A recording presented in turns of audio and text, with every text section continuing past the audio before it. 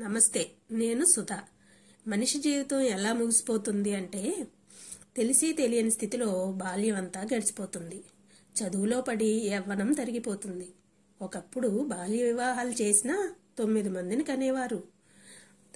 25 నుండి 40 సంవత్సరాల మధ్య సంపాదనపై దృష్టి, 40 నుండి 50 సంవత్సరాల మధ్య కుటుంబ సమస్యలు, 50 నుండి 60 వరకు ఆరోగ్య సమస్యలు ఉంటాయి, 60 నుండి 70 వరకు వృద్ధాప్యం, ఏమీ చేయలేని స్థితి.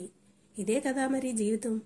దీనికి నేను గొప్ప అనే అహంకారం వదిలేసి ప్రేమ, ఆప్యాయత, సంతోషంతో జీవించండి. మానవ జీవితం ఒక్కసారే, మళ్ళీ మళ్ళీ జన్మించం. అందుకే జీవితాన్ని ఆనందంగా అనుభవించండి. ఒకరితో పని చేయించుకునే పరిస్థితి రానివ్వకండి. ఎవ్వరూ మిమ్మల్ని పట్టించుకునేవారుండరు. 60 సంవత్సరాలు నిండిన తర్వాత మీకు శాశ్వతంగా చిన్నపిల్లల్ని చూసే బాధ్యత అప్పగించబడుతుంది.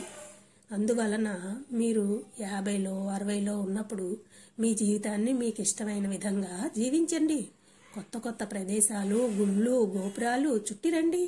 మీ ఆరోగ్యంపై శ్రద్ధ వహించండి. 80 సంవత్సరాలు నిండిన తర్వాత మీరు మీ పని చేసుకోలేని స్థితిలో ఉంటారు. క్రింద పడితే కాలో చెయ్యో విరుగుతుంది. జీవితం 4 గోళ్ల మధ్య సాగిపోతుంది. మంచానికే పరిమితమైపోతాం. ప్రాణం పోవడానికి ఎదురు చూపులు చూస్తాం. జీవితంలో సంపాదన కంటే సంతోషం ఎక్కువ ఉండాలి. జీవితంలో తొందరపాటు నిర్ణయాలు తీసుకోవడం మంచిది కాదు. జీవితం గురించి ఆలోచించి అడుగులు వేయటం చాలా మంచిది.